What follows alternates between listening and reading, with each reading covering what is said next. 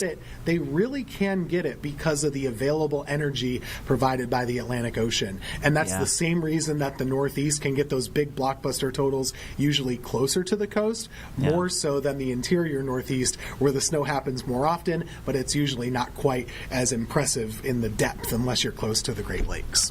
Yeah, we have the moisture and we get the coastal lows. It's just we sometimes don't have the cold air. But as you mentioned, if you get the cold air in one of these coastal lows down this way, you're going to get clobbered with some big time snows. It does feel like the coastal plain area. It's either you're going to have no snow in a winter or you're going to get one of these big ones. There's not a lot of in betweens. It's either a big storm or no storm at all because they don't get the little storms. It's usually a coastal low, and then obviously the mountains. You expect big totals there, but some of those are always impressive. I'm kind of curious to look at some of these, how many of these were actually winter storms versus northwest flow events. Because one thing we kind of probably didn't talk enough about, and I feel guilty about this, and we did mention it, but our mountains got some pretty good snow out of this, Tim. I was looking at a couple of the totals.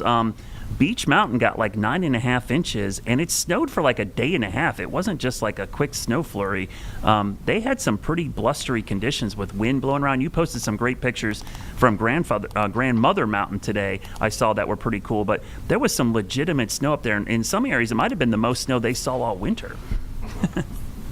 Yeah, you're exactly right. A long duration, I think, helped with this. The fact that it lasted a couple of days, but about a foot. So Henry Burton, he lives up on Grandmother, like you said. Every time I say Grandmother Mountain, I have to stop and remember that that is a thing. But it's right next to Grandfather. He said 12 inches there, and that's the most that he's seen since they've had that house. I'm not sure how long they've been there, but 5 years or something. That's pretty significant, right? So this for them was a pretty good snow event, and really good news for the ski slopes because these warm-ups that we're going to continue to have, they're going to hurt. So it's good to kind of build this up when you can with the colder air. Yeah, I'm just looking at some of the totals up there. There was a Mount Rogers. Have you ever been up there? Grayson Highlands. That's a beautiful area. Yeah. White Top Mountain, 14 inches of snow up there, Tim. They get clobbered up there in these Northwest Flow events. And then I love skiing, so I've been up to Snowshoe, and everybody who's ever been to Snowshoe, they got clobbered. They got like 2 feet of snow up in central parts of West Virginia, which I think, that's Pocahontas County is this like unique spot. It's in the middle of nowhere. The Grand Bank Observatory is there, so you have no cell phone service, but it's perpendicular to Northwest Flow, and they get absolutely clobbered up there. So pretty good snow event for us. So I'm sure this will go down in the record books. We'll probably talk more about it, but that's all the time we have tonight, guys. We'll probably be talking about warm up and rainy weather heading our way tomorrow. Stick around, though. We've got more news coming up on The Plus.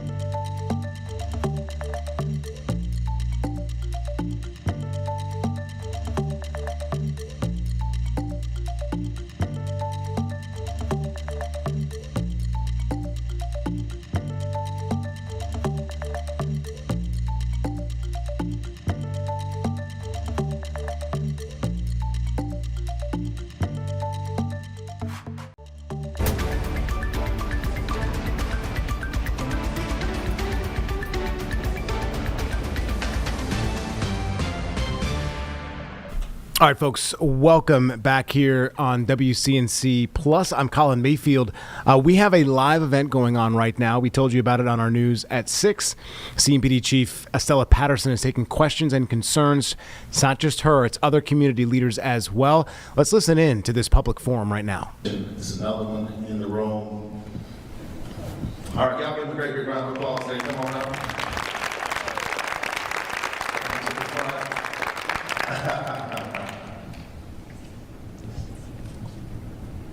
Hello, I am Tiffany Fan, Executive Director of Soul Nation. I am Charlotte, Westside all day, University Park. And so we focus on environmental climate justice, particularly in Black communities. And one of the things that we have coming up is a Green Jobs Incubator for justice impacted people. So we're training people on the new wave of jobs so they can not be left behind. And we also have an ambassador program for young people, 16 through about 24, where we actually pay them to come learn about climate and environment issues and serve community as well. So we are Soul Nation at soulnation.org, and we can always use help and support. And what else is happening? Oh, Saturday. What today? What's today? Tuesday? Yeah, Saturday we're doing community cleanup at Beatty's 4 Road Allegra Library. We do one every month because that's how we're beginning to engage people to make sure that we keep our community clean and safe. It's low entry, just come for about 2 hours, clean up, and then I'll ask you to do more later. Thank you. Good evening, everyone. I'm Sharice Blackman, the Executive Director of the Westside Community Land Trust. We were founded by neighbors to combat gentrification and displacement in West Charlotte communities, preserving one home at a time and ultimately creating staying power for longtime residents. Everything that we do is at the request of neighbors. It is also in alignment and with neighbors, and we come alongside neighbors to create the solutions that they envision for themselves, fully recognizing that we, the people, are the ones that hold the solutions to the greatest challenges that exist within our city. We largely create affordable housing, but we also develop some commercial properties, again, if that is what is responsive to community needs and what neighbors want to do. Currently, we have several houses for sale. We deeply subsidize those homes, and we believe in affordable housing with dignity, meaning that you should not be able to drive up the street and tell which house is a low-income home. So all of our homes are beautiful, they are high quality, and we deeply subsidize them to make them truly affordable based on income. We have several properties available along the Beatty's Ford Road corridor, and we want to continue to build partnerships, build relationships, and connect with you guys. So if you please would visit our website at westsideclt.org to reach out, and I'll be here with some brochures and postcards as well. And we hope to connect soon. Thank you. For the struggle here, for the struggle, we're going to invite For the Struggle to come up as one other community organization on the West Side. Y'all give it up for the Struggle.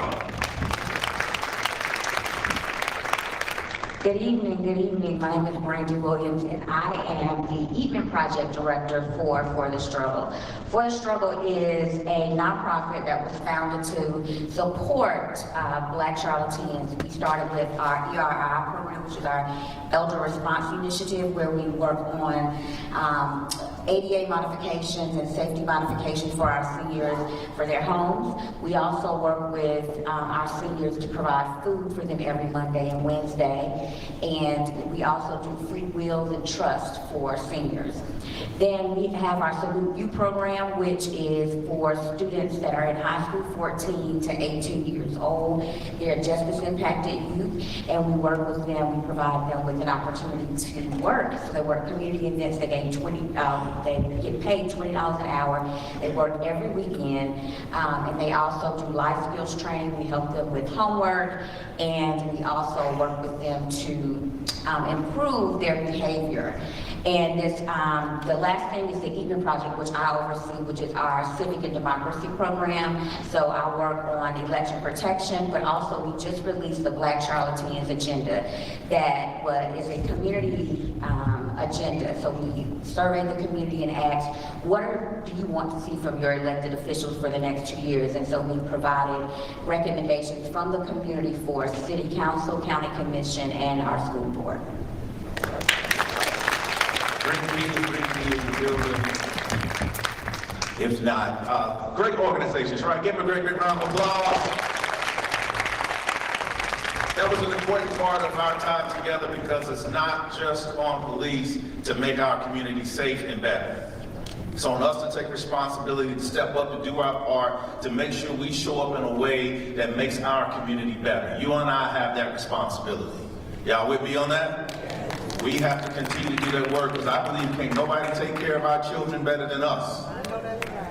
We have to take care of our love for them is what transforms their lives. And so we have to continue to do our part. We want you to know you can connect with the officers tonight. There are tables out in the lobby. We wanted to make sure we were respectful of your time. We got a chance to get all of that in an hour's time so that you can have time to connect with your local officer to make sure you know their name based upon where your division is, and then also go out to the table and get out all that information. The young ladies that came up to speak about their organizations, they're in the room. Make sure you connect with them as well, because the more we can work together, I think our community can be exactly what the chief said, the best city in the nation, the safest city in the nation, and it starts with us, right? So let us just have a word of prayer.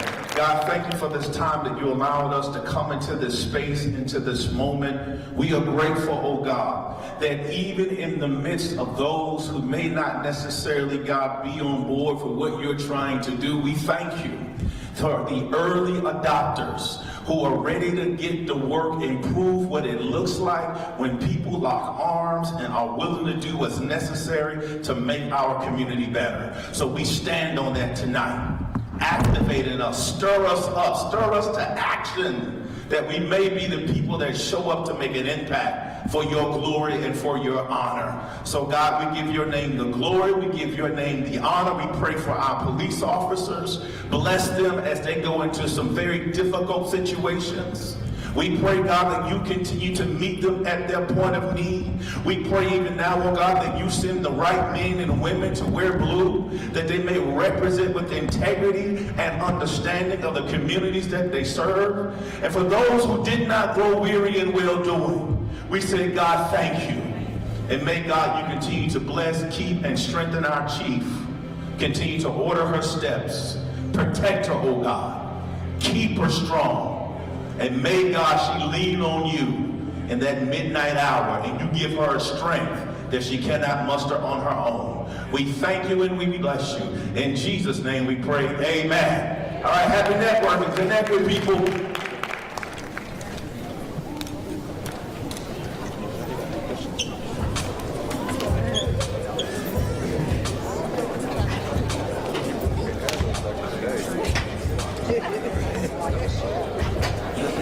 All right, guys, that was part of the meeting. Obviously, it started a little bit earlier than 7. We will have a full recap for you tonight at 11 o'clock. Our reporter and crew, they were on scene. So we'll have more for you tonight at 11. We'll also have more for you in 2 minutes once we take this break. We'll see you then.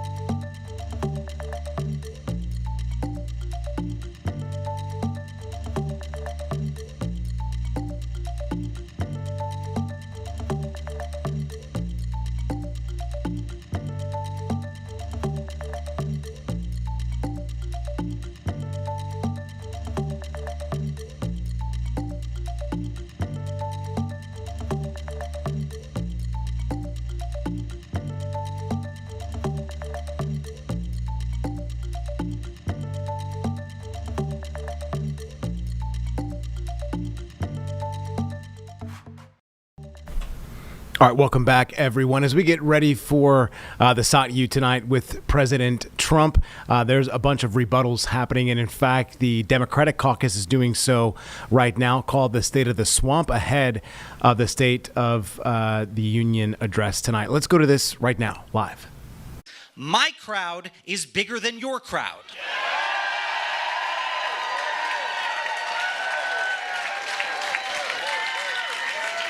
And given what I know about how many Democratic members of Congress have boycotted the State of the Union tonight, that is a fact. And he is not going to like that there are more people on the floor here than there are going to be on the House floor of the House of Representatives.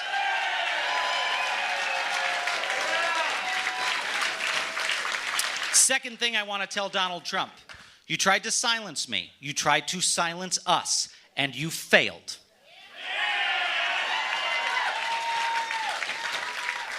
Like a lot of people in this room, I stood up against that man. My family suffered the consequences. Twice, I have lost jobs because of him. I have lost our savings because of him. I have lost our family's security. I have lost close friends. I'm not the only one who's been threatened. My wife has been threatened. My 18-month-old daughter has been threatened. And you know what?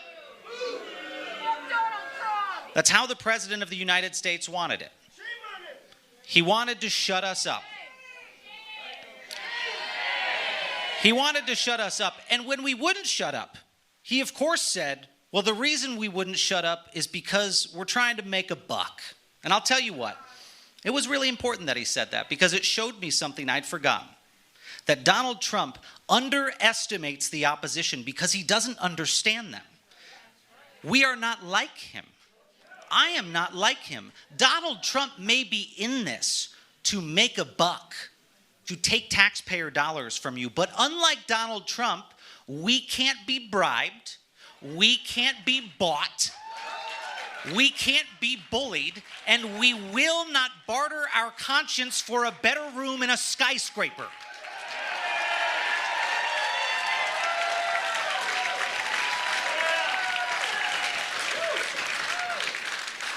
And finally, let me say this. Donald Trump may have turned America into his personal swamp out there across the country, but we will be the ones to drain it. And I'm going to make you a promise tonight. Like dictators before him, his fake gold facade will fall. And the people in this room and across America will spend years removing his name and his legacy from buildings. We will remove his name from monuments. We will remove his name from government programs he has desecrated. And I will tell you this, at the end of all of that, in place of the faded words of Donald J. Trump on the facade of those buildings and facilities, we will put the words of the United States Constitution. So let me say this. Donald Trump did something he did not expect. He united us. Donald Trump united millions of Americans across this country who are now determined and who are now defiant. And tonight, at this event, you will not hear from him. You will hear from them.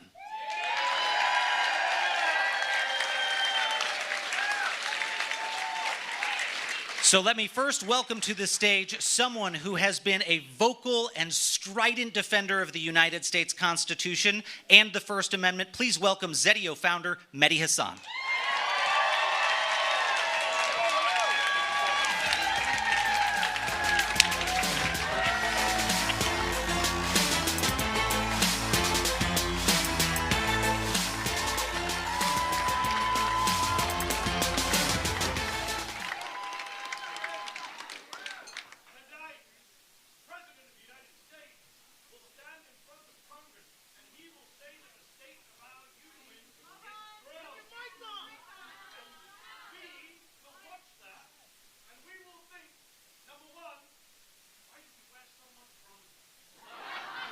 Why? But we'll also ask, number two, strong? Strong? Is a democracy strong when a secret police is murdering American citizens in the street in cold blood? Is a democracy strong when lawmakers are being indicted, journalists are being arrested, comedians are being pulled off the air? Is a democracy strong when judges are being threatened, their rulings ignored, their families are being mentioned? Because the truth is that the state of our union is not strong, it is weak, it is stressed. It is being stress tested right now by a man who declares himself a dictator, who has always believed that laws are for other people. For other people. A man who not just frustrates us, he angers us. And here's the thing though, the fact that you are angry is a good thing. The fact that you are alarmed at the state of our democracy is a good thing. The fact that you are here, watching, organizing, showing up, making noise is a good thing. Because apathy is what authoritarians rely on. Our silence is what they feed off of. They want you to look around at all the chaos and say, it's just too much. They want you to think nothing I do matters. They want you to believe that voting is pointless. It won't make a difference. But democracy is not a spectator sport. It's a participation one. Democracy is not something you have, it's something you do. It's something you build and rebuild again and again, time after time, generation after generation, tyrant after tyrant. You rebuild it. This country has faced dark times before. Slavery, segregation, McCarthyism, all of those things were defeated, not because America is immune to fascism or autocracy, it isn't.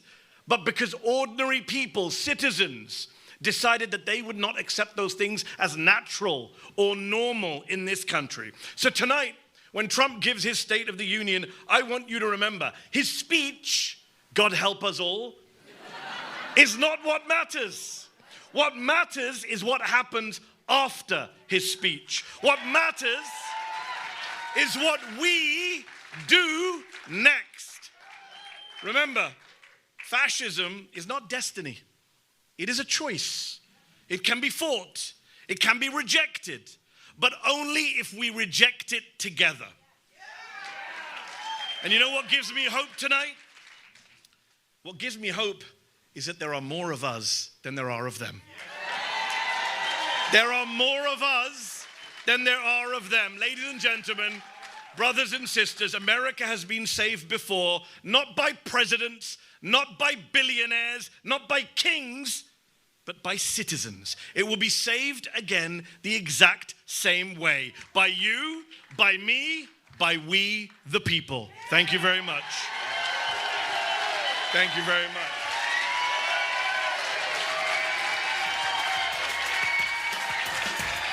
Next to the stage, former Homeland Security Advisor at the White House, Olivia Troy.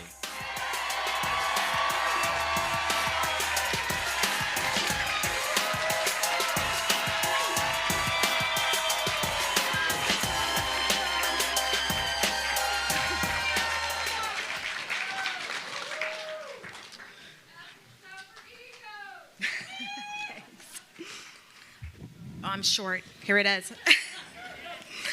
I defy blind loyalty to any one man.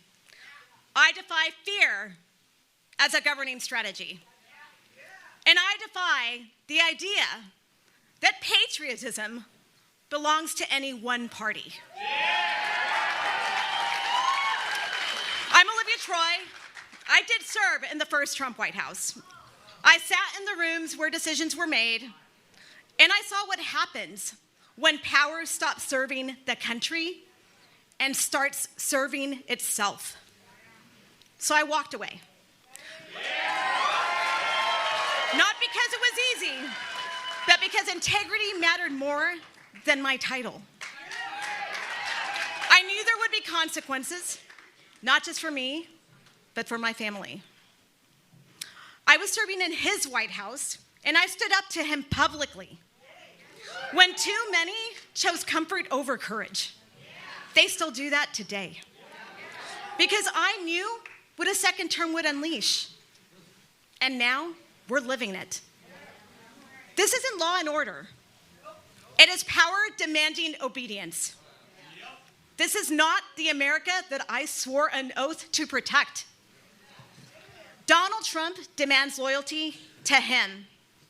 We, the people, demand loyalty to the Constitution. I stand here as a daughter of an all-American boy who grew up on a farm and became a truck driver, and a Mexican immigrant mother. Mama, gracias. Te amo. I am the American dream, and that promise is being broken now.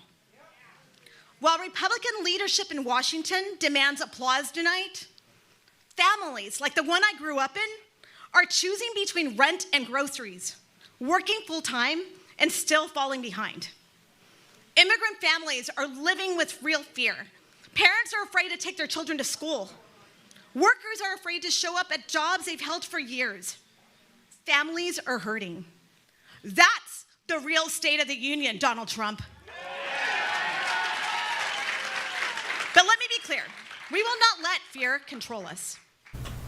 All right, everyone, it is time for us to take a quick 2-minute break. But as we lead up to the Sought You tonight, obviously from President Trump, which could be a very long speech, we're going to give you a live look into the, obviously, Washington, D.C. as things get ready here for the president to speak in just a few hours, less than 2 now, as he's set to hit 9 p.m.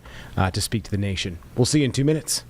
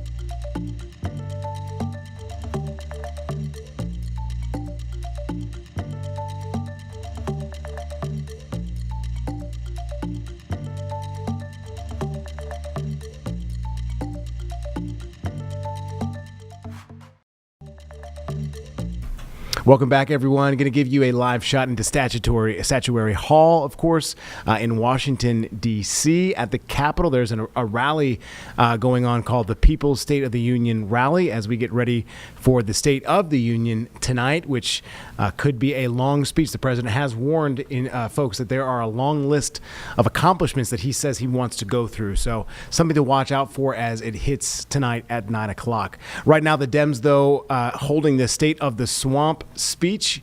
This may run until the Sought You runs at 9, so we'll see. But we'll go to this now live.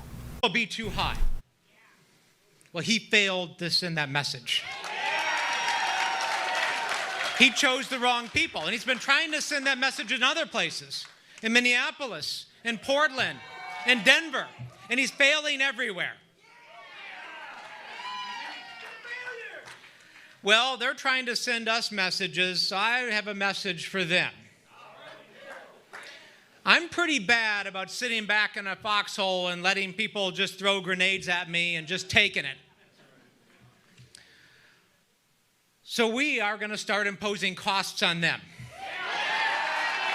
I'm taking names.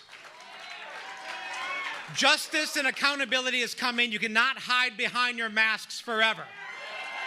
And if you think you can operate with impunity, murder Americans, deport Americans, abuse our communities, violate the law, turn your back on the Constitution, accountability is coming. They think, Donald Trump thinks, that fear is contagious. He wants us to be afraid, and he wants it to spread like wildfire. What is instead more and more clear is that courage is more contagious. There are plenty of examples of cowardice in our country. CEOs bending the knee, law firms cowing, universities kissing the ring. But here's the thing. At great moments in our nation's history, when we've been up against the ropes, it's never been the elite and the privileged that have come to save us. Never has. And it's never their story. It's never the story of those who bow and cow and cower. It's always the people. Everyday Americans, the Alex Prettys, the Renee Goods, who gave their life to literally stand in the breach. The thousands of Minnesotans who at great risk stood on the line and documented and filmed and took pictures so that the rest of the world and America could see the abuses and what was happening. They are the ones. We are the ones. This is our moment. We will continue to stand up. The tide is turning in America. Courage is contagious. Don't give up the ship. Thank you.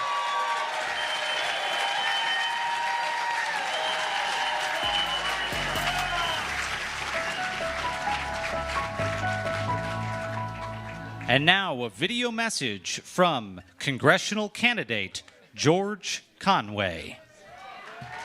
We have a criminal in the White House, a wannabe dictator who wants this country run just for him and to screw everyone else. He's not a president. He's a deranged narcissist steamrolling our democracy. This isn't normal, and we can't let that loser, Donald Trump, get away with it. So get up, speak out, and vote. Don't let them lie to you. Call out this administration for the grifters they are every chance you get. And don't let him bully you. He thrives on fear because he doesn't want us to know how weak, dumb, and sad of a little man he really is. Don't give up. We'll win this. And we'll impeach him and anyone else complicit in destroying our democracy. And we'll make America normal again.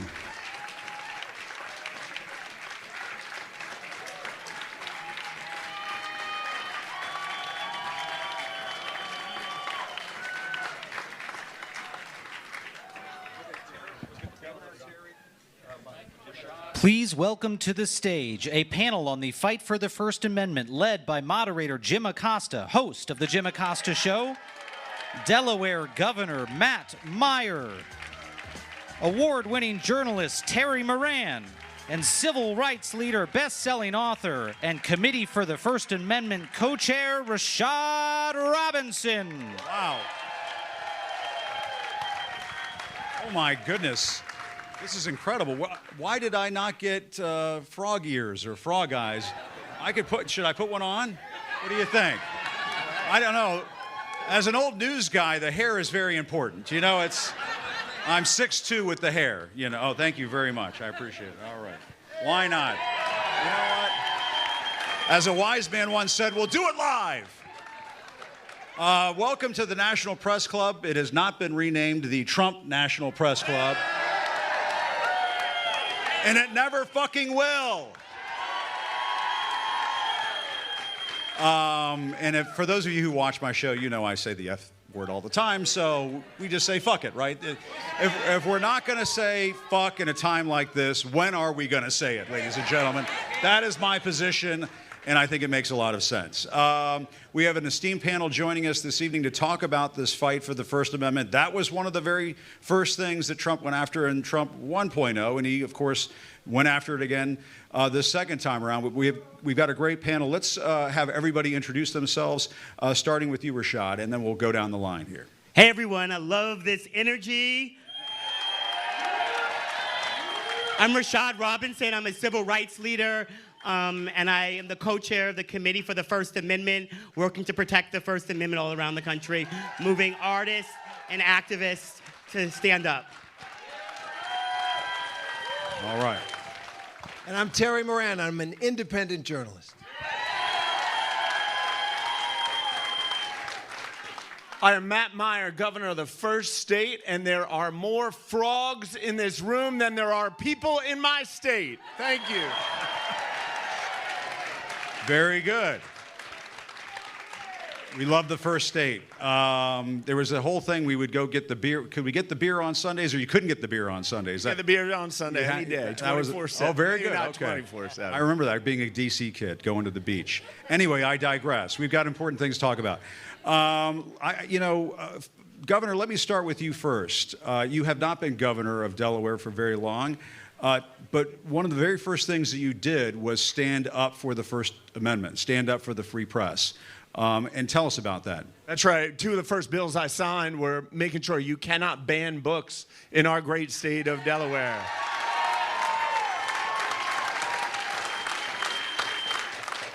And the second thing was making sure slap lawsuits. There were these lawsuits where people try to misuse the First Amendment to prevent people from letting their voice be heard, and we're not going to have any of that in our first state.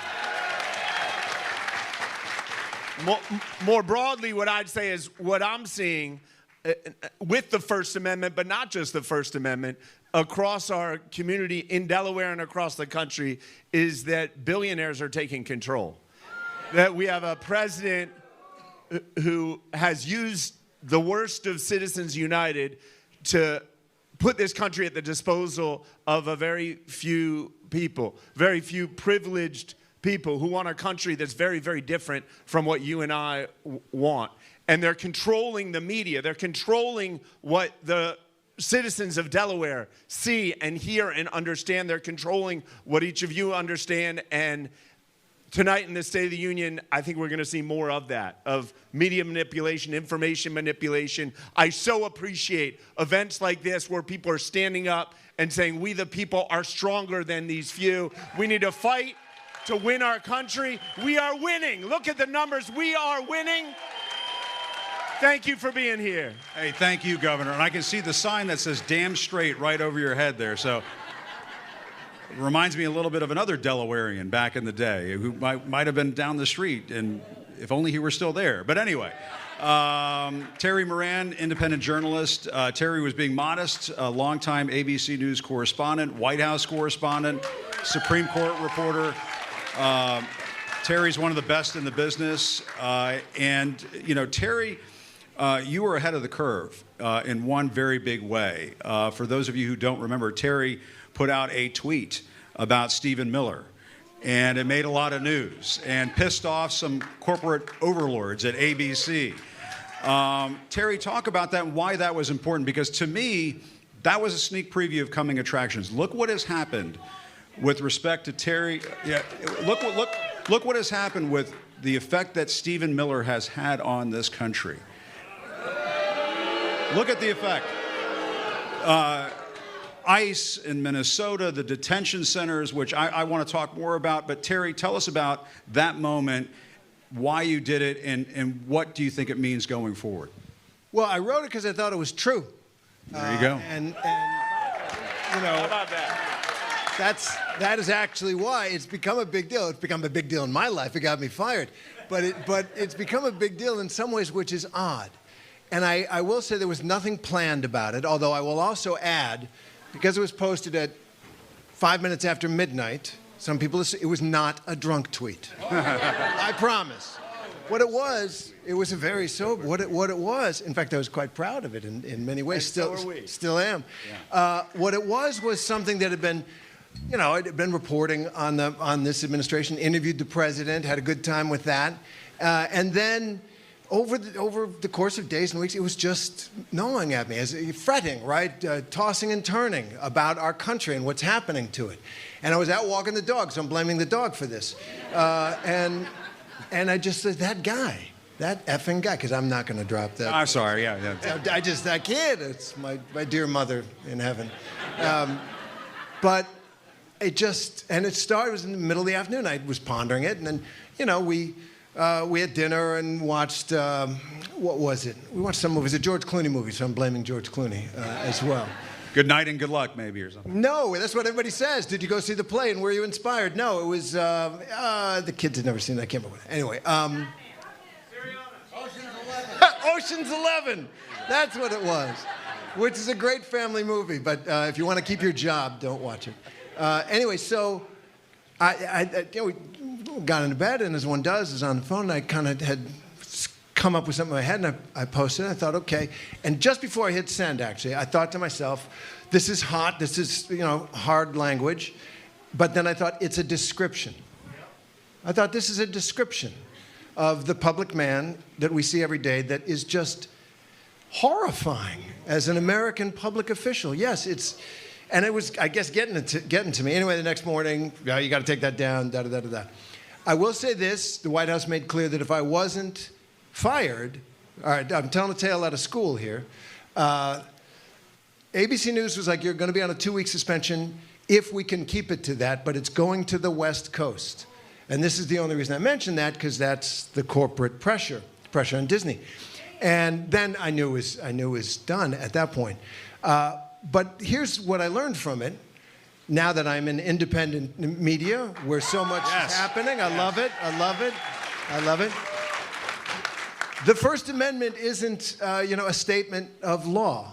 It isn't even a commitment to law. It is a practice, and we have to practice it because we can't count on a lot of institutions to do it for us. That's right, and that's what tonight is all about in many ways. I mean, we're here guarding the First Amendment right here, all of you with us tonight. You're defending it. You're on the front lines, and all of you who supported us tonight. Thank you. Yeah, give yourself a round of applause. It means a lot. Even the frogs. Especially the frogs. And Rashad, tell us about how you've been on the front lines of this battle for the First Amendment in this country. And you've been working with somebody who I think the audience might know something about. Tell us about that. Well, the Committee for the First Amendment is a project that was founded or refounded by Jane Fonda. Whose father was part of the original Committee for the First Amendment. And it includes over 3,000 artists and celebrities who are working to use their power to help more people recognize what's at stake and also to challenge their own industry about what is happening, both the consolidation of media, the ways in which corporations are engaged. But let me be clear about what's happening. As someone who has led the largest boycott in American history, which was the... All right, everyone, I'm going to take a quick 2-minute break, but again, give you a shot of this rally in Statuary Hall in the capital, of course, of Washington, D.C., as we get ready for the State of the Union address tonight at 9 p.m. We'll have more for you here on WCNC Plus right after this 2-minute break.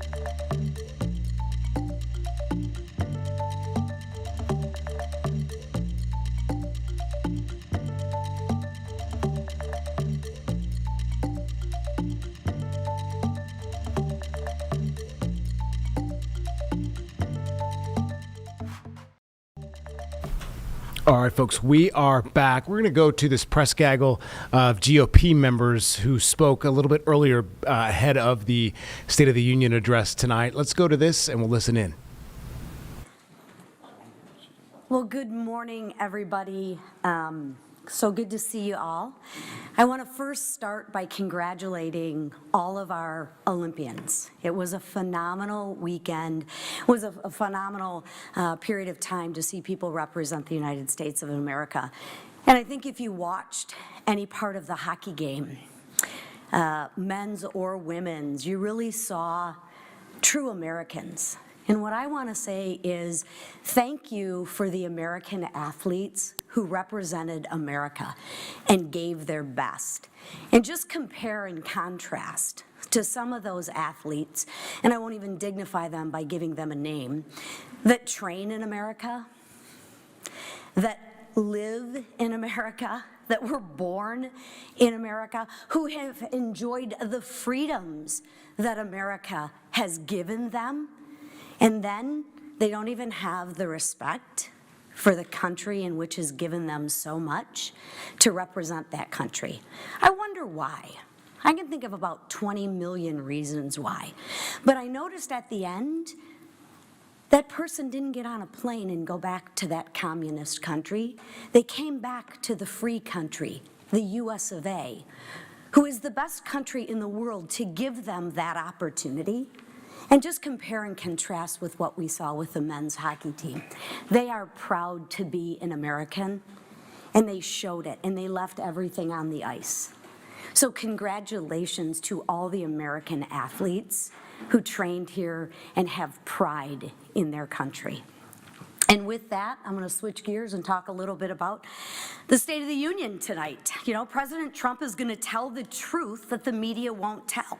The state of our union is strong, and it is getting stronger. Let's be clear about what we walked into. When President Trump began his second term, he didn't inherit a smooth runway.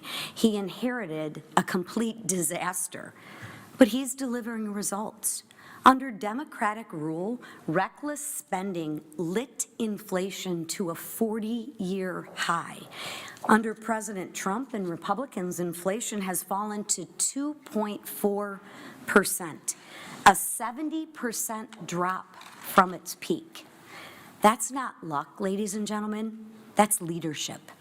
Under Democrats, 20 million illegal immigrants poured through our open borders. And thanks to President Trump and Republicans, Remain in Mexico is back, Catch and Release is dead, and we've had 9 straight months of zero releases. The border is safe and secure. And that's not luck, that's leadership. Under Democrats, radical overregulation sent gas prices through the roof. Under President Trump and Republicans, gas prices are at a 4-year low, and Americans' energy is roaring back. That's not luck, that's leadership. The bottom line is this: Republican leadership is working. Maybe not for the Washington bureaucrats, but it is working for the American people. And today, I want to introduce you to one of them. Standing next to me is Ben Hockenberry, a constituent of mine from Lake Orion, a West Point grad, father and small business owner. At Artemis Search Group, Ben helps American manufacturers grow and veterans find meaningful careers when they come home. Because of working families' tax cuts, Ben gets a small business deduction where he can reinvest, use to hire and actually grow his business here in America. And as a father of 3, he keeps more of his paycheck thanks to the expanded child care tax credit. And all 3 of his kids are eligible for the new Trump's savings account, jump-starting their own American dream. And Ben isn't the only one. Last week it was reported tax refunds are up 11% this year. That's real money back in your pockets. But again, you don't need to hear it from me. Ben is right here. So I'm going to yield the floor to him to share what these policies mean for him and his family. Ben? Thank you, Congressman. Here, let me move this for you. I don't need that. Okay. Good morning, everyone. As the Congresswoman said, my name is Ben Hockenberry, and I am a proud small business owner from Lake Orion, Michigan, and a constituent of Congresswoman Lisa McClain. I own Artemis Search Group. We are an executive search firm that places veterans getting out of the military into jobs, specifically into the manufacturing segment. Like so many other business owners, the last few years have been working harder and harder just to stay even. And thanks to the Working Families Tax Cuts, my business finally has some breathing room. The 23% small business deduction will allow me to reinvest back into my company, support my employees, and plan for growth instead of uncertainty. In addition to my small business, this is also going to help grow other small businesses that will be a good landing spot for the vets I work with. But it isn't just about my business, it's also about my family. I have 3 young children. The expanded child tax credit means more stability for parents like me who are raising kids and trying to build a better future. And with the new Trump accounts, my children will have a real financial foundation to build on as they grow up, something every parent hopes to provide for their children. Policies championed by President Trump and leaders like Congresswoman McClain are making a real difference. For my business, for my kids, and for families like mine across Michigan, these policies mean opportunity, security, and real hope for the future. Thank you. I'll hand it over to Whip Tophammer. Thank you. Thanks, Ben. The State of the Union is only as strong as the state of its people. And under President Trump and Republican majorities in Congress, the American people are stronger than ever. Stronger because President Trump and Republicans have secured the border, restored safety to our communities, slashed wasteful government spending, and held fraudsters accountable, and delivered historic tax relief to hardworking Americans through the Working Families Tax Cut. As the 2026 tax season begins to unfold, we're hearing more and more about how this once-in-a-generation piece of legislation is benefiting Americans from every walk of life. Families are keeping more of their hard-earned money in their pockets. We're talking refunds increased by $1,000 or more on average, according to financial experts. To highlight just how impactful these tax cuts are, I'm honored to be welcoming 2 Minnesotans to the Capitol today for President Trump's State of the Union address. I want to thank Blaine Police Chief Brian Padani for joining us here this morning, standing behind me. For Chief Padani and the police force he oversees, no tax on overtime is a game changer. Not only will this provision allow our men and women in blue to keep more of their hard-earned dollars in their pockets, it's also going to help Chief Padani with recruitment and retention, making our communities stronger and safer. Blaine Brothers Board Chairman Dean Daly will also be joining us later today to highlight how provisions like the 100% immediate full expensing are allowing small, family-owned businesses like Blaine Brothers to grow. The benefits of this once-in-a-generation tax bill reach far and wide. While monumental in its impact, tax relief is only part of President Trump's successful economic agenda. The president inherited an utterly broken economy and has spent the past 13 months putting the train back on the tracks. Inflation continues to cool, as Lisa talked about. Wages are up. Prices at the gas pump are down to record lows. By nearly every measure, Republicans' economic agenda has delivered real financial freedom for the American people. Freedom to buy a home, freedom to start a business, freedom to grow your family, freedom to pursue the happiness our nation's founders recognized as a God-given right. And it's only been 13 months. Thanks to President Trump, the State of the Union is strong and getting even stronger. Again, I want to thank Chief Padani and Mr. Daly for making the trek to Washington, even in what some would call inclement weather. Not really for us from Minnesota, or Michigan, by the way. These 2 leaders from the largest city in my district represent the best of Minnesota and put on full display how real Americans are benefiting from Republican leadership here in Washington. With that, speaking of leadership, I turn it over to our majority leader, Steve Scalise. Big hockey fan.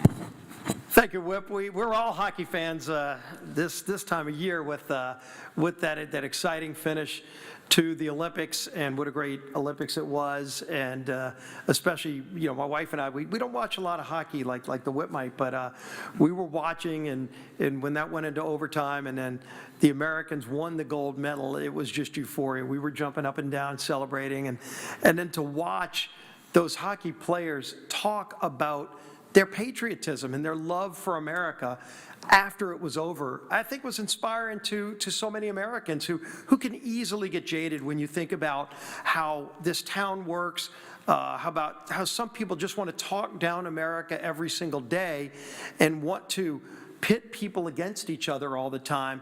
The Olympics was a great opportunity to remind us that we're all Americans, and when we come together, we can achieve great things. And that hockey team did achieve great things, and we're going to see them, and we're going to celebrate them tonight. We're going to be celebrating a lot of other great things tonight as President Trump talks about the 250th birthday of America, how we got here, what we've done so well, what we still need to do to keep making this a more perfect union. And look, the State of the Union is getting stronger, but make no mistake, when President Trump took office, this economy was on its knees after years of Democrat control, bringing record inflation, record interest rates. You saw energy prices through the roof, more than $5 a gallon in most places. Today, families are paying, in most states, about $2.50 a gallon. That's half of what they were paying. And for a working family, just lower gas prices alone from President Trump's policies means about $600 more in the pockets of hardworking families. Doesn't mean that we're finished. There's a lot more work to do. But I think what you're going to hear tonight from President Trump is a reminder of how great this country is, what that greatness has done to improve the lives of people, and what work we still have to do to continue getting this country back on track. We're not where we want it to be, but for anybody who wants to take us back to where we were just a year and a half ago to 3 years ago, let's remind them of where Democrats take us when they get full power. You don't have to go to California or New York to know how bad things can get, because they were that bad here in D.C. before Donald Trump became president. We had a wide open, porous border with millions of people coming across. Every single month, you would see record numbers coming in. And there were violent criminals coming into our country, drug cartels. The Mexican drug cartels had operational control of our southern border. And for people that don't remember how bad it was, just look at what's going on right now in Guadalajara. Just look at what's happening in that country as their leadership finally starts to confront the cartels. But they were running our southern border and bringing bad people and poisonous drugs into our country every single day. And Donald Trump ran for president saying, I'm going to do something about it. And he worked with this Republican Congress to fix that mess. And we started focusing on other problems too. We're starting to get this economy back on track. Wage growth is finally up. It's not where we need it to be. Families lost $3,000 of buying power during Biden's 4 years in office. $3,000. They've made up $1,200 of it so far. But that means there's more to go. And so we're going to be laying out an agenda. You're going to see us continuing to move more good bills like we've already been moving.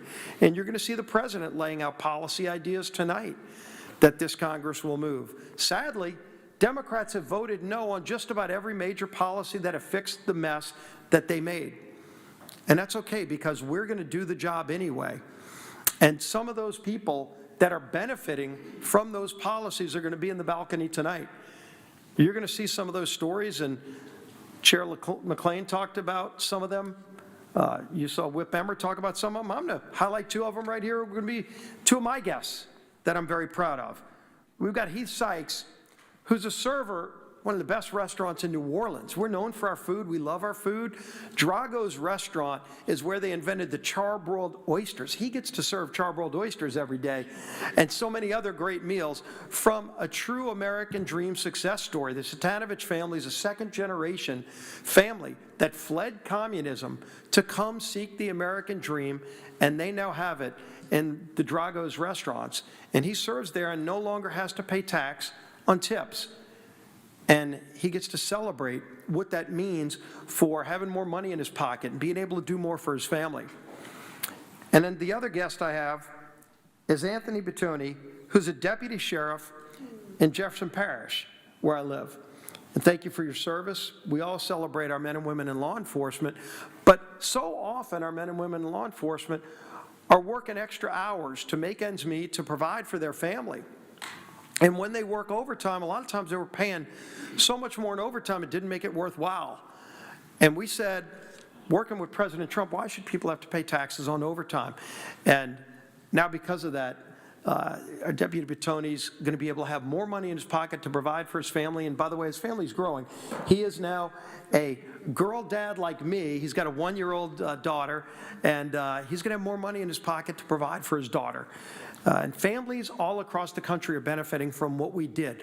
Republicans are working with President Trump to make life more affordable for working families in America.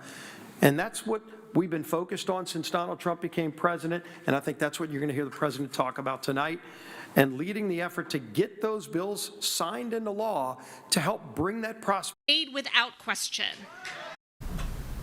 All right, folks, we are going to go to a 2-minute break here. We are leading up, of course, to the 9 o'clock appearance of President Trump for the State of the Union address. We'll be back in 2 minutes. We'll see you then.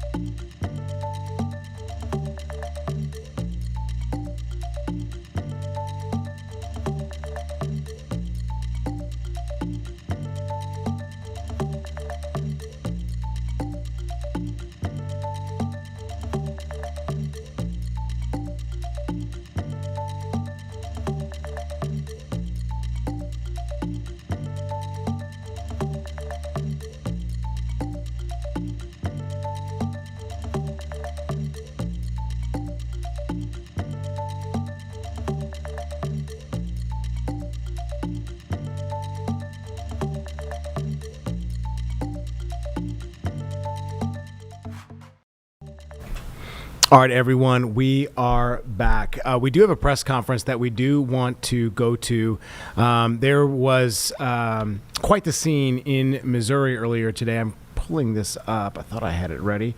But yeah, and again, this is a father of a Georgia school shooting suspect that we had today. That was earlier in Georgia. This was right after this situation that we went to here in Missouri. So we'll get you briefed with law enforcement officials right now on this deadly confrontation.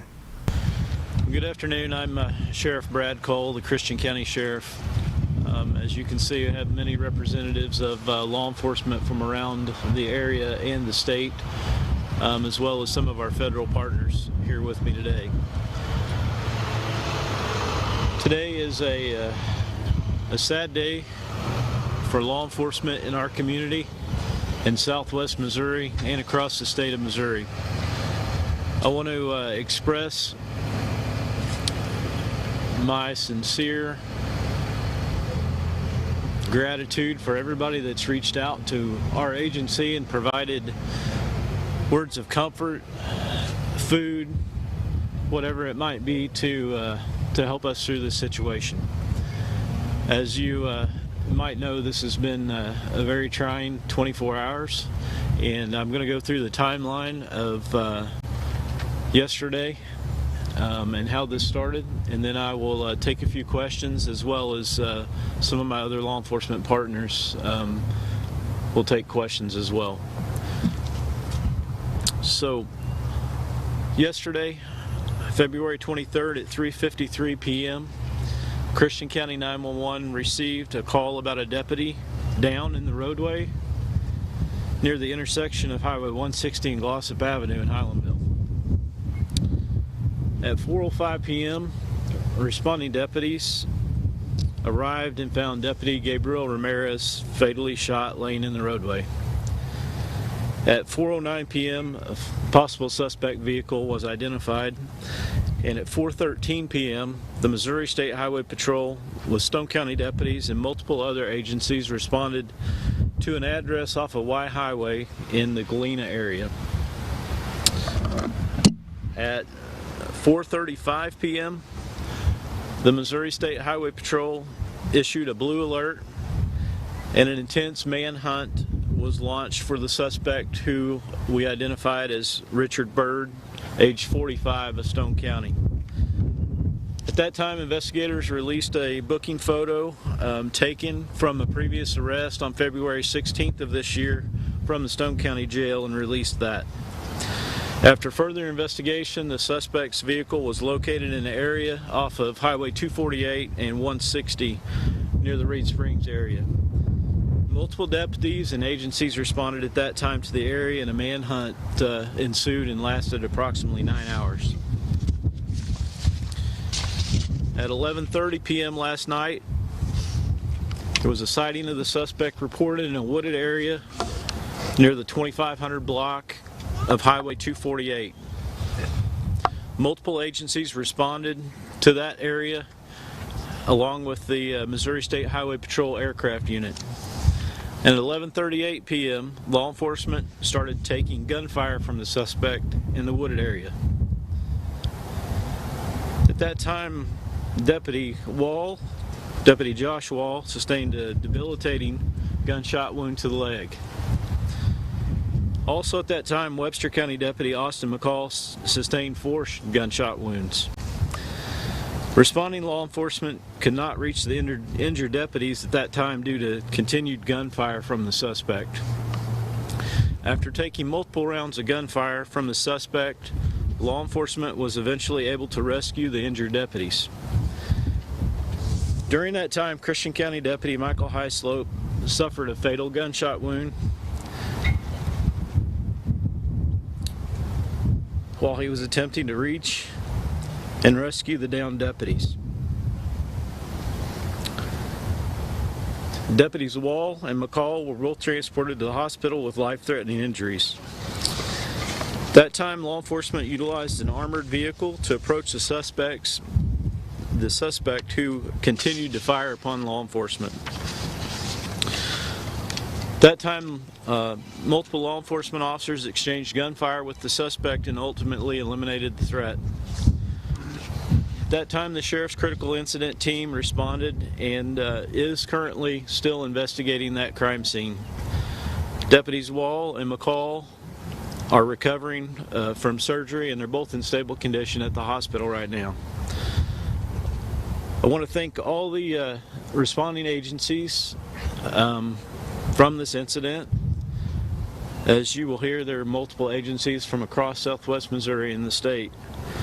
The Christian County Sheriff's Office, the Ava Police Department, the Ozark Police Department, the Nixa Police Department, Reed Spring Police Department, the Missouri State Highway Patrol, the Greene County Sheriff's Office, Stone County Sheriff's Office, Douglas County Sheriff's Office, the Lawrence County Sheriff's Office, the Webster County Sheriff's Office, the Taney County Sheriff's Office, the U.S. Marshal Service, the ATF, the FBI, and the Missouri State Park Rangers, as well as the Missouri Department of Conservation. At this time, I will take questions as well as my partners. Sheriff Cole, can we start with a traffic stop? What happened to make the deputy pull over Bird?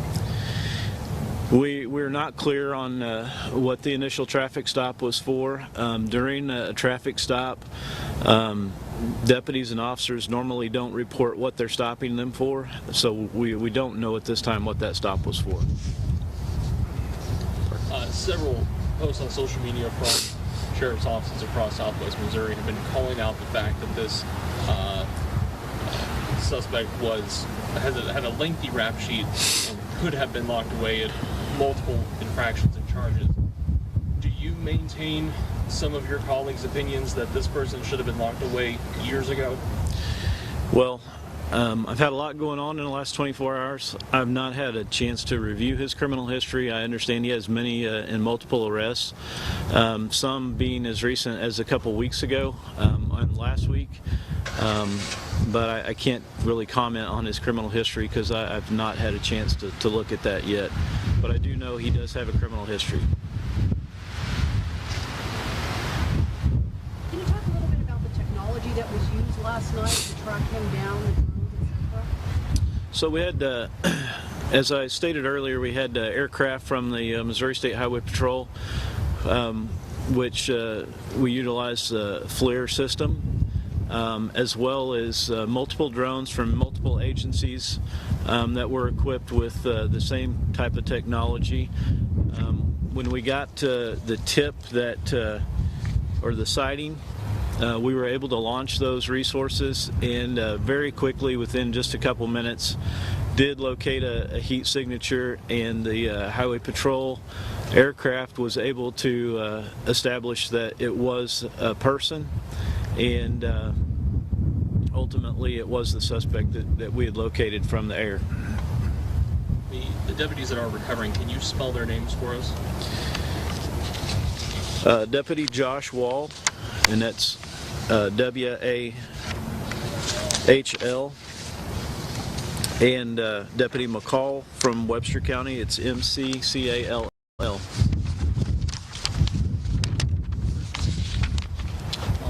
Austin.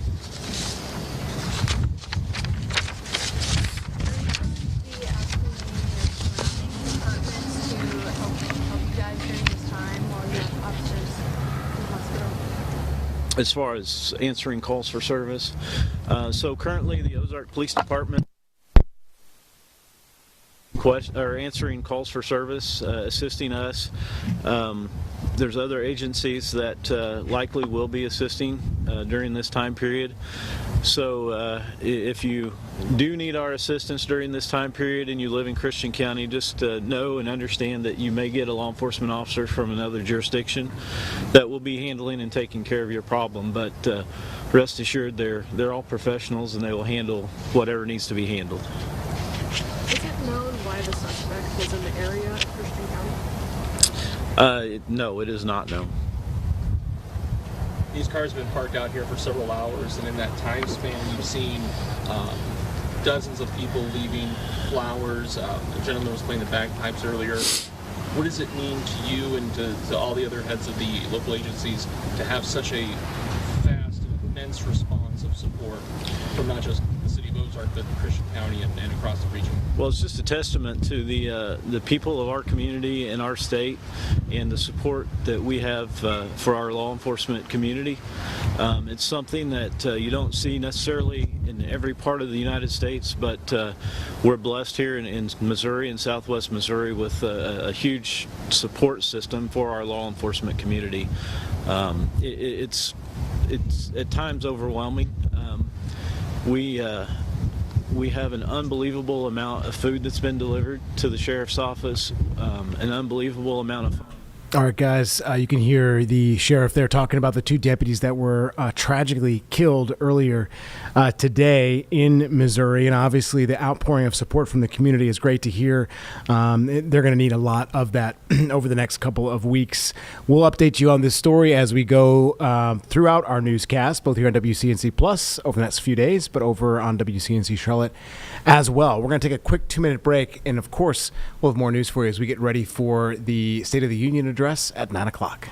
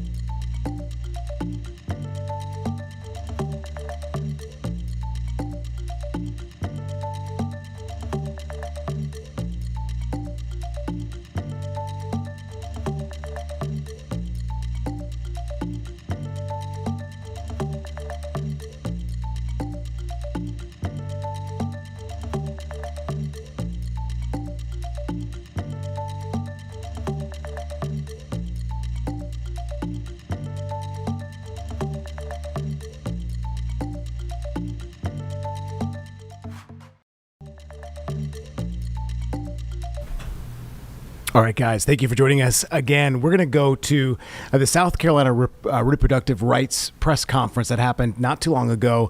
There's some discussions happening that we wanted to listen in on, and we'll give you some privy to that right now. All right, good afternoon, everyone. Okay. Thank you all so much for being here today. I'm Senator Tamika Isaac Devine, and unfortunately we cannot have microphones in here, so I'm going to try and use my mommy voice, so hopefully everyone can hear me. As you can tell from the crowd here today, that Reproductive Health Advocacy Day is a very important day here at the State House, and this is a very important issue in the state of South Carolina. Very important that we restore, improve, and strengthen reproductive health care in our state. Yes, as we've seen so far this year, some of our colleagues are interested in doing just the opposite. This has been one of the most consequential legislative years in recent memory when it's been an attack, one attack over another, facing people that have already been overlooked, marginalized, ignored, and dismissed. Our bodies are not our own. Are we living in 2026 or we are in 1826? Yeah. Because honestly, we can't tell anymore. Look around. Does this place look like a place that you would come to for health care? Does this place look like you would come to for advice about your own body? But with all the things going on in our state, our children needing to be fed, our education system needing to be addressed, our roads and infrastructure crumbling around us, this legislative session has focused on punishing women who get an abortion with the death penalty. They have focused on law enforcement tracking all medications that we take and what medications in our system might end up in the toilet. We have policing where we all go to the bathroom and checking birth certificates and demanding a visual inspection to make sure that you are in the right gender. It has been an endless attack on personal freedom and privacy from the folks who claim that they are about liberty. South Carolina has the third highest rate of arresting women based on their pregnancy outcomes. Let me say that again. There are 47 other states that come before us that do not criminalize pregnancy. A woman has a miscarriage at home.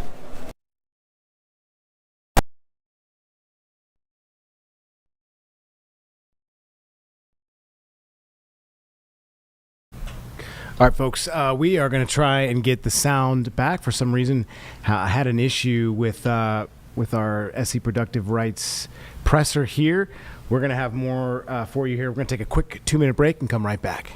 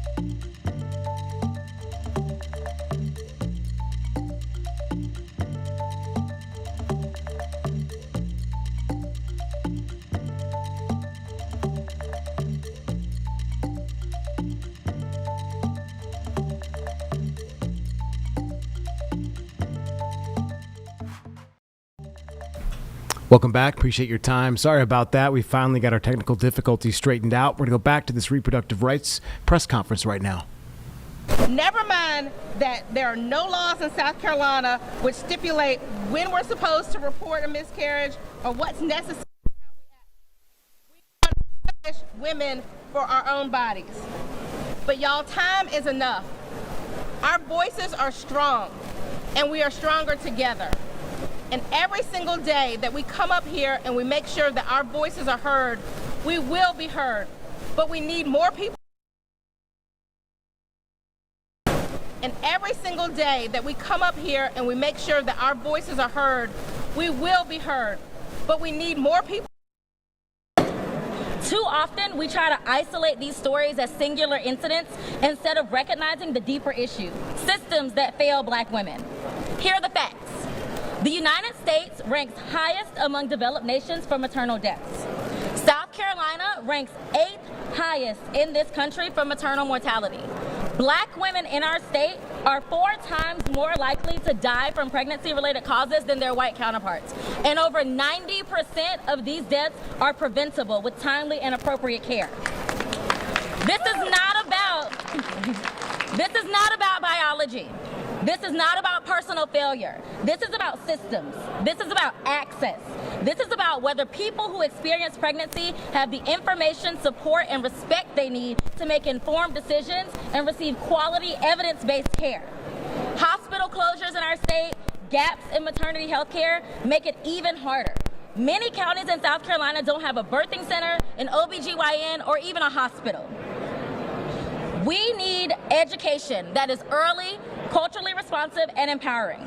We need communities that are supported to recognize maternal health warning signs and speak up when there's a problem. We need systems that listen the first time, and respect for the doulas and midwives who expand access to care for so many. We need policies that protect bodily autonomy, create medical safeguards for Black women, and expand crucial services for those that are most vulnerable. For people that look like me, reproductive justice is not one issue. It's safe pregnancies. It's quality prenatal and postpartum care. It's being heard during labor and delivery.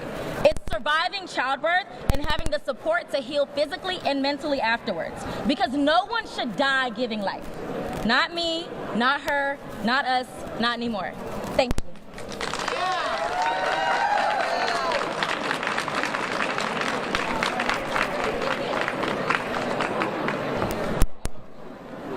My name is Lacey Lane. I'm a mother and educator in South Carolina. I am here because abortion bans are not theoretical to me, they are deeply personal. In 2017, I was pregnant with a very wanted and planned pregnancy. At 18 and a half weeks, during my anatomy scan, my doctor found something wrong. We were referred to a maternal fetal medicine specialist for a more extensive ultrasound. That night, my then almost 3-year-old son bit into a cupcake, revealing blue icing that announced to him, my husband, and I that we were expecting a boy. We named him Evan, and we hoped for good news at the ultrasound appointment. The next day, we learned that Evan had a rare and severe neural tube defect called occipital encephalocele. His brain was growing out through a hole in the back of his skull, causing multiple brain anomalies. We were given 2 heartbreaking options. We could carry to term, not knowing when he would most likely die in utero or in palliative care soon after birth, or we could end the pregnancy. And we were told we should make our decision quickly due to the 20-week ban that was in place at the time. After meeting with additional medical specialists and much discussion with my husband, I made the decision to have a second trimester abortion.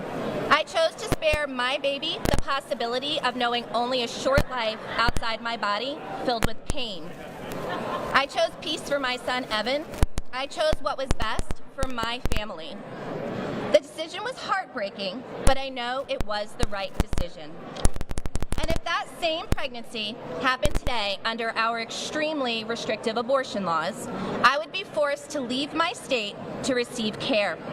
At one of the worst moments of my life, I would have to travel away from my doctors, away from my support system. And we cannot pretend that traveling for health care is an option that's available for everyone. For too many South Carolinians, it is financially and logistically impossible. No person facing a medical crisis should have politicians standing between them and access to health care. In 2019, we welcomed our rainbow baby. I am grateful that I was able to make the medical decision that allowed my family to heal and move forward. There is no hierarchy of reasons for abortion. Every story is personal. Every circumstance is different, and these decisions belong to the people making them, not politicians. I'm asking our lawmakers to vote no on abortion bans, restore access to abortion health care, and protect the right of the people to make medical decisions in South Carolina for themselves. Thank you.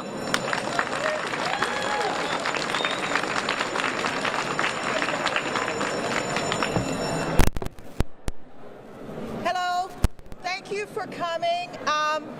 Quite frankly, I think we should have thousands of women here today for the stakes that are for the things that are at stake for us in South Carolina. Hundreds and hundreds of people showed up here in October to battle a bill that would send women, their doctors, their families and friends, anyone who helps them, to jail. If your daughter had been raped and learned that she was pregnant as a result, you could go to jail for 30 years just for taking her to Virginia for help. What would you have done? If I gave that mama a telephone number to an abortion clinic in North Carolina, I could go to jail for 30 years. I'm sure they would love that. That bill failed, but they never stop. They just won't stop. There are presently in South Carolina 30 bills pending right now that will restrict our reproductive rights. As they turn around and say, oh, but you have parental rights not to give your child a vaccine. It's crazy. I stand here representing the sister senators that South Carolina, the state of South Carolina, allowed 3 women in the South Carolina Senate to be kicked out because they dared to care for reproductive rights and dared to care for the majority of women in South Carolina. What are we going to do to change that trajectory next year and the year after and the year after? We've got to keep showing up, keep getting in their faces and tell them to stop the hypocrisy. There are good bills right now to improve health care. There are bills that would help provide tax incentive so that we can care for our children. But do they care about those bills? There are bills that would improve the life for all our neighbors, but have any of those bills been considered? Why not? Why not?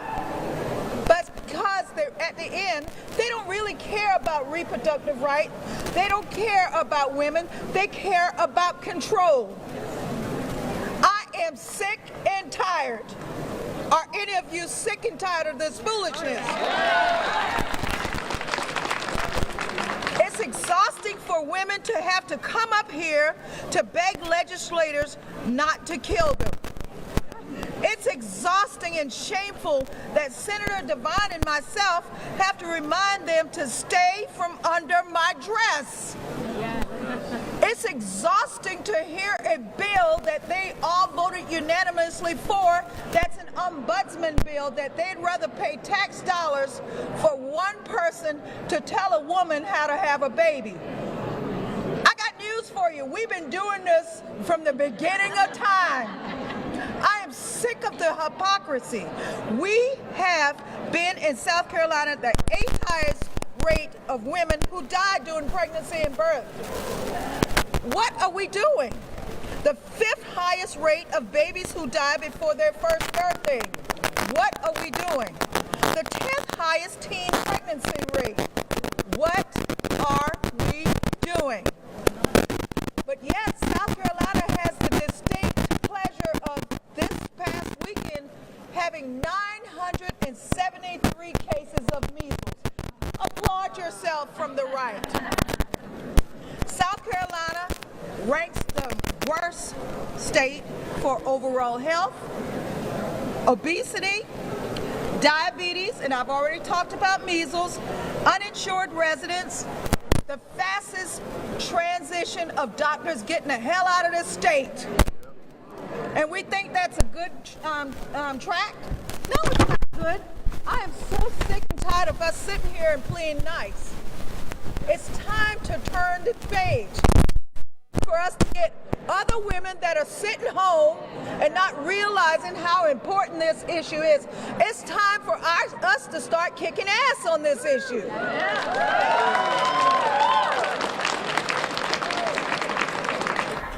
All right, guys, nearing our 30-minute time slot here, so we want to go to break quickly and get to something else in 2 minutes. Come back with us here. We'll see you back on WCNC Plus right after this break.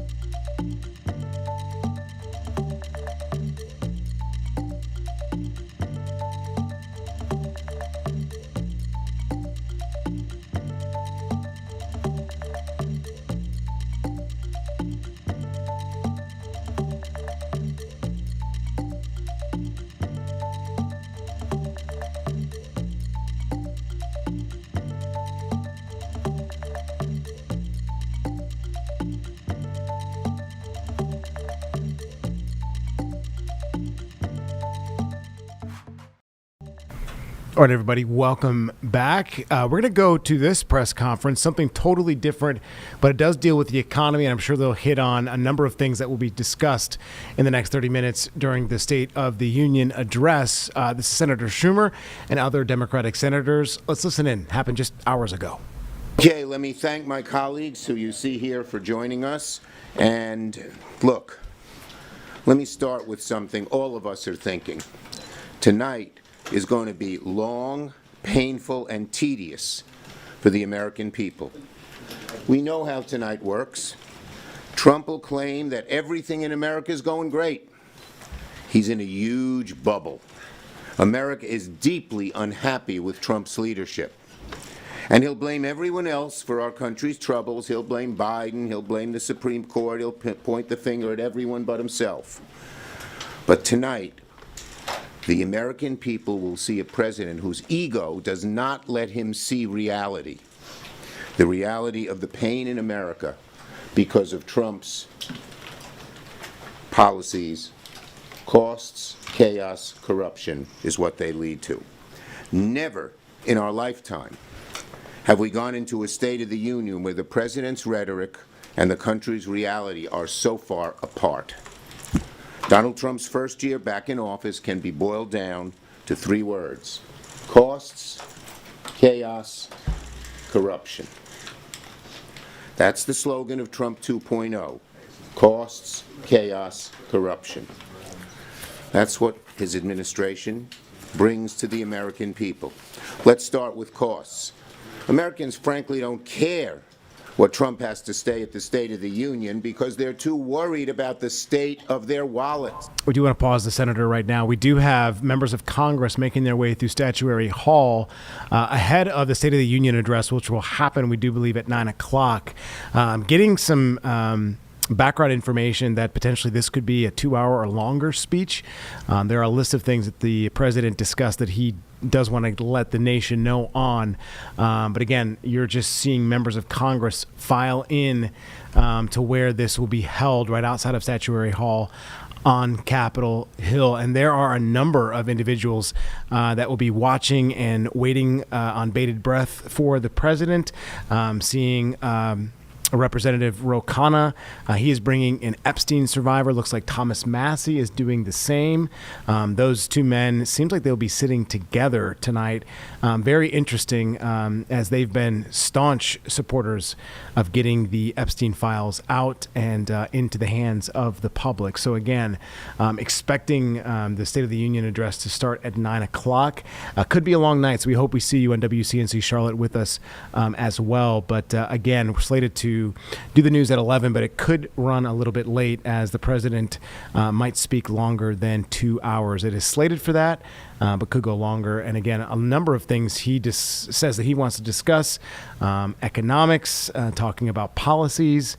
I've also seen some notes about the fact that there could be some corporate tax discussions as well. So we are actually seeing, not necessarily on this shot, but I'm watching another live shot of the president leaving the White House for Capitol Hill right now. So he is going to arrive close to Statuary Hall within the next few minutes.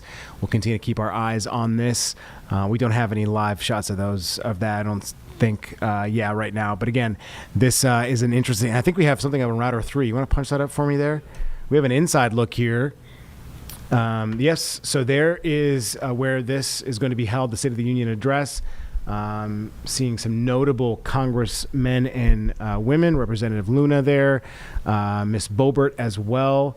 And this seems to be the Republican side. Seeing Vice President J.D. Vance as he rolls in here to the chamber. There he is, giving us a view of his face, of course. Another senator there as well. So again, this could be a very lengthy State of the Union address. There's Senator Schumer as well. So again, I think we have another shot. I'm not sure you can hear anything, but let's just listen in to these gnats as congressmen and women come into this chamber and get ready for the president to make his entrance as well.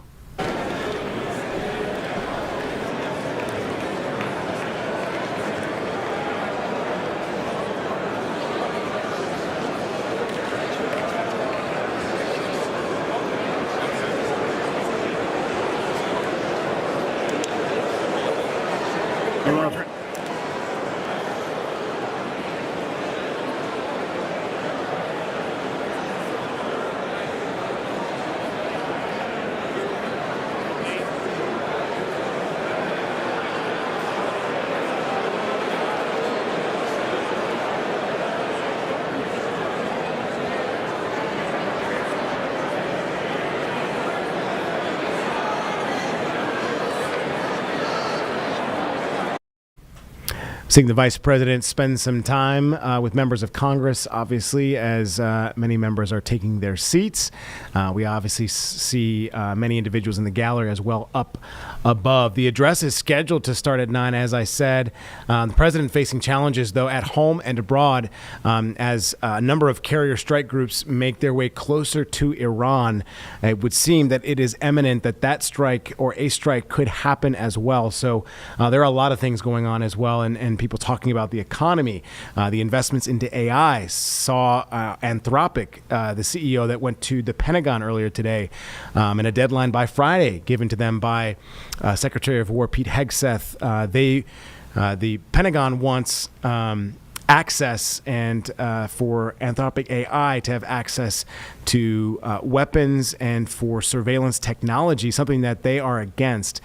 So a very interesting conversation happening on the sidelines of what the State of the Union address will be tonight. And by the way, the Democrat response will be given by Virginia Governor Abigail Spanberger, which will happen after the State of the Union address. So, of course, whenever that is done, we will then hear the rebuttal. And, of course, there will be analysis also as well. And then hopefully at some point we will be on WCNC Charlotte News after 11 o'clock. But there are a number of boycotts as well that Speaker Mike Johnson talked about today. There are more than 24 congressional Democrats that are boycotting the address, and other progressive groups holding other events around Washington to counter the event tonight by the president and the State of the Union. You can see some of the generals there from our United States military, obviously in the room as well. Some notable figures. You saw all of the brass on the side of their chest, and higher-ranking individuals as well. All right, folks, we're going to continue to set the scene for you. You're going to go back to this South Carolina reproductive rights press conference. We'll continue to keep an eye. Oh, I'm sorry. We were at that. We're going to go back to Senator Schumer. I was just corrected. That was my fault. Go back to Senator Schumer and the Democrats. They were speaking ahead of tonight's SOTU. Bills, the state of their health care costs. Democrats offer something different, a future with lower costs, and it's why a few weeks ago we rolled out a housing agenda to help people afford a home and rent, why very soon, led by Ben Ray Lujan, why in a few weeks, led by Ben Ray Lujan, we're going to talk about food costs, especially the price of beef, and Democrats will release new plans in the weeks and months to come to lower the cost of child care, health care, energy, and so much more. Americans are tired of the chaos. They're tired of masked agents barging into people's homes without warrants. That's not law and order. That's chaos. The American people see it. But sadly, the chaos does not end there. Look at the mess Donald Trump has created with his tariffs. He said, "The hell with you," and doubled down on his tariffs after the Supreme Court struck him down. The hell with the American people and their costs. He had a moment to escape this noose around his neck, the tariffs he proposed, but he doubled down and went right back at him. And finally, we've never had a president as corrupt and as crooked as Trump.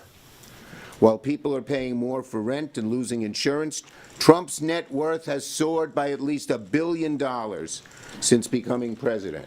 He wants to make himself the richest man in America, and it's with your money, Mr. and Mrs. Taxpayer. That's how he's doing it. Yeah. We won't get any answers to these things. And one more aspect of corruption. While he'll talk for a long time tonight, we know there's one topic Trump will avoid. When will he finally release all the Epstein files? Another example of the corruption of this administration. Democrats offer Americans something better, a future with lower costs and greater optimism.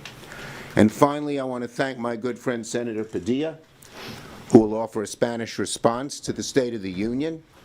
Senator Padilla is going to tell Americans the story they deserve to hear, one of hope, one of opportunity, where we celebrate the values that make us great. Donald Trump's not focused on tackling costs. He and his cronies seem to be more focused on tackling senators. Instead of driving down costs, he's driving over people's pocketbooks. So tonight, Americans aren't going to get the real State of the Union. Those days are long gone under Trump. What Americans will get is a state of deception, a state of denial. Senator Klobuchar. Thank you. Thank you very much, Chuck. It has truly been a year since Donald Trump has come in. I think we all feel like it's been a lot longer than that. As Chuck notes, costs are up, chaos is up, corruption is up. No one maybe understands that more than our state in the last few months. He has spent his first year in office dividing people, catering to the wealthy and making life harder for everyone else, pitting neighbors against each other by unleashing thousands of untrained, unaccountable, masked ICE agents in the towns, in the streets of Minnesota, creating two justice systems, one for those who can pay to play and one for those who can't. We've seen this firsthand. That Hmong elder that got dragged out of his house after his door got rammed through, what was he supposed to do at that moment? They throw him in a car in his underwear and they found out they get the wrong guy after driving him around for an hour. Or the small business owners hit by these tariffs. My guest to the State of the Union tonight is a brewer from Moorhead, Minnesota, right up near the Canadian border. He's been walloped by these tariffs, walloped, and can barely stay in business. Those are the people that are having to be the roadkill for all of these policies that really don't put the American people first. They put Donald Trump first. Trump knows his agenda is unpopular. That's why I am sure he'll go there with much bluster tonight to the House floor. But what I know is that he's afraid of 4 things. Number 1, he's afraid of the voters. He's afraid of the voters in the midterms. Look at what's happened in these elections, whether it's the Virginia's governor's race, whether it's the legislative race in Texas, whether it's mayor's races from Miami to Omaha. Number 2, he's afraid of the word affordability. He's called it a hoax and actually said he wanted to keep housing prices up. Number 3, and I didn't see this one coming, it's not on my Wordle guest list, but he is afraid of the word court, C-O-U-R-T, the Supreme Court. And I will note, I didn't think that I'd have the hottest ticket in town, but sitting behind the Supreme Court while Donald Trump looks down on them will be interesting tonight. Number 4, he's afraid of the people of Minnesota. Why? Because like so many people across this country, they stood up 50,000 strong in a peaceful march in below zero weather. They stood up and helped strangers get food and help their neighbors and help kids get to school. So while he enriches himself at Americans' expense and the Republicans sadly in Congress rubber stamp his divisive agenda, Democrats are fighting to bring down costs, end the chaos, and fight corruption. Senator Padilla. Thank you, Senator Schumer, colleagues. Thank you all for being here. Don't want to be too repetitive, but I will add a few dimensions to it I think we can all expect to hear tonight. I have a slightly different way of looking at it. I think we're going to hear 2 different States of the Union. One from the president that's going to be full of lies for sure, and deceptions and distractions and trying to point fingers and blame others for his failures. And they're going to hear the truth. Governor Spanberger's doing a response to the State of the Union after we hear from President Trump, and I'm honored. Thank you, Senator Schumer, for allowing me to also respond to the State of the Union in Spanish. Similar themes that I'm going to be touching upon. Number 1, the increased costs, the affordability crunch. And we've seen for the last 13 months under Donald Trump, a Republican majority and a White House working together to put billionaires first at the expense of working families. Working families are the ones that are dealing with these higher prices. Small business owners dealing with the impact of the tariffs, which we knew were unlawful from the beginning, and the Supreme Court finally made that official last Friday. We're dealing with a president and a Republican majority in Congress. Folks, going to take another 2-minute break. We'll take this, come back, set the scene for the State of the Union address, and get a little bit more comments from the senators from the Democratic side. We'll be back in 2 minutes.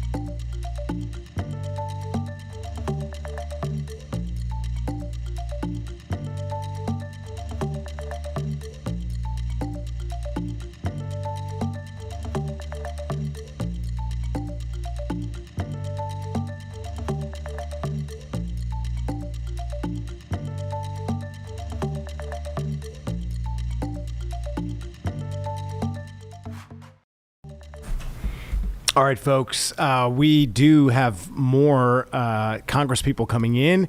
Looks like Hakeem Jeffries is actually waiting in the wings to get into this event, State of the Union address that we are awaiting the president to arrive at. And it seems like it won't be long until he gets here. Of course, as we get closer, we will set the scene here, seeing senators, congressmen and women, representatives from both sides of the aisle speaking with one another. Some very interesting scenes. Going to go back real quickly to these Democratic senators before we come back to the State of the Union.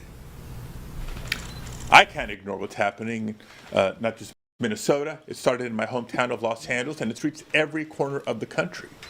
Out of control, ICE, CBP, and other federal agents violating constitutional rights each and every day through their mass deportation agenda, trying to achieve some false quotas by Stephen Miller.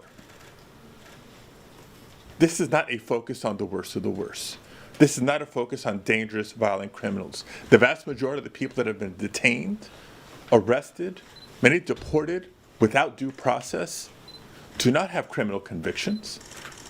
They've rounded up even legal immigrants. They've rounded up even United States citizens and veterans. This is chaos. This is terror meant to distract from the failed economic agenda and more. And we will call. All right, we have some revelations live right now. The Speaker of the House is speaking with the Vice President standing right next to him. Let's go to this live right now. Mrs. Houchin, the gentleman from Oklahoma, Mr. Hearn, the gentleman from New York, Mr. Jeffries, the gentleman from California, Mr. Aguilar, the gentleman from California, Mr. Liu, the gentlewoman from Washington, Mrs. Delbene, the gentlewoman from Michigan, Mrs. Dingell. The President of the Senate, at the direction of that body, appoints the following senators as members of the Committee on the part of the Senate to escort the President of the United States into the House chamber. The Senator from South Dakota, Mr. Thune. The Senator from Wyoming, Mr. Barrasso. The Senator from Arkansas, Mr. Cotton. The Senator from West Virginia, Mrs. Capito. The Senator from Oklahoma, Mr. Langford. The Senator from South Carolina, Mr. Scott. The Senator from New York, Mr. Schumer. The Senator from Illinois, Mr. Durbin. And the Senator from Minnesota, Ms. Klobuchar. The members of the escort committee will exit the chamber through the lobby doors.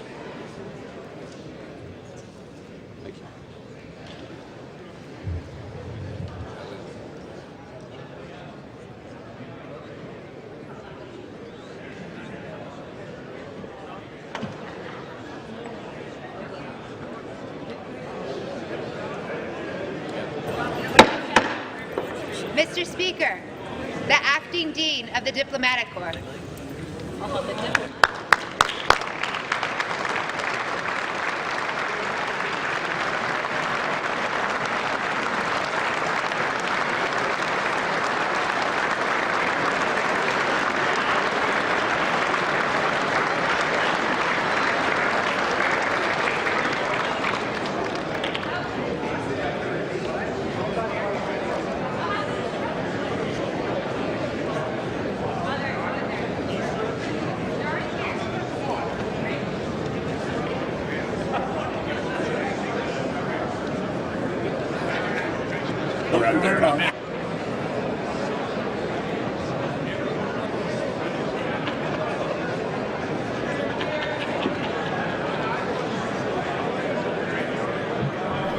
So as the president gets ready to enter the room, obviously there's a system to how the State of the Union goes, a number of introductions and announcements. We do imagine the State of the Union will start around 9 o'clock, or supposed to start at 9. And then it seems like the president will focus on the economy and affordability. It seems like, and I've seen some notes potentially calling for corporate tax cuts, more of them. We'll have to see if that actually happens. There were some news agencies that had some independent reporting on that. Obviously, no one knows necessarily what the president's going to talk about. But it seems like the president has some guests. With him will be Erica Kirk, the widow of conservative activist Charlie Kirk, who will attend the speech. The gold medal winning U.S. men's Olympic hockey team. I do believe there's 4 or 5 of the men who chose not to show up to this. But a dozen House Democrats who were invited will be bringing in and inviting survivors of Jeffrey Epstein. I do believe Representative Ro Khanna is one of those, and Representative Thomas Massie, 2 of those individuals who have really stood together over this Epstein files controversy in some sense to try and make a stand for the survivors and, of course, for the right thing to do, to ask the DOJ to not only release these files but to unredact many of the names of the co-conspirators and those individuals who are involved as well. It looks like some more announcements of dignitaries coming into the room from the United States. Again, this is beginning at 9. We have some sound we're listening to. All right, let's go to this live again, guys.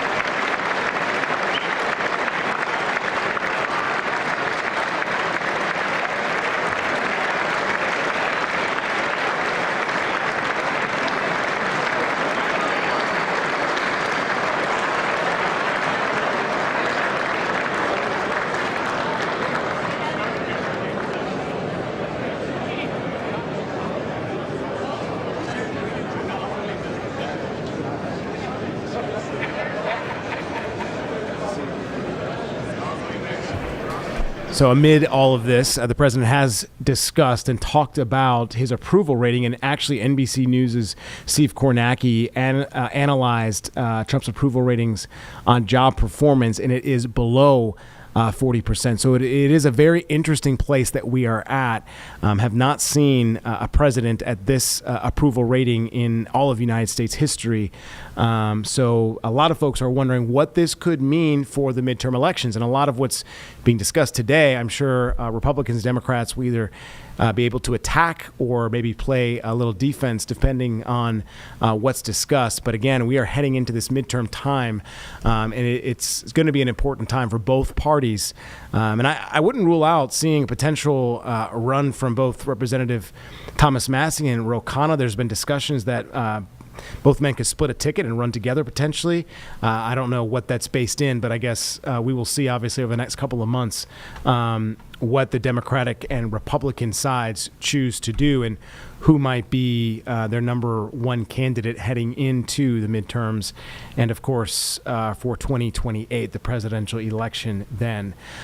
So we are just nearing the time that we're going to be tossing things over to our NBC News coverage. You can still watch on WCNC Plus. We do have expanded coverage starting at 9 o'clock. Our sister station in Washington, D.C., WUSA, does an amazing job and will do a much better job at covering this as they are there in Washington on the ground, actually in the U.S. Chamber, listening in tonight on this. We are going to continue to take some of these shots. We see a number of Supreme Court justices there. That's Mr. Kavanaugh, who was just obviously brought onto the bench in the last couple of years. I do believe that was Trump's first term that he was added there. Justice Amy Coney Barrett as well next to him there. Very interesting, as the Supreme Court did strike down those tariffs, calling them illegal earlier this week. Some revelations, and the president was not happy about that. And so it'll be interesting to see where this goes. There's been a number of lawsuits brought by a number of companies throughout the United States who want that money back that they paid up front on those tariffs. So again, some interesting shifting landscapes outside of Capitol Hill right now. And of course, an NPR report talking about some unredacted files. So there's a lot going on. We see the Trump, Ivanka, and Barron there. We're going to toss things over to our NBC News coverage. We'll see you tonight right after this.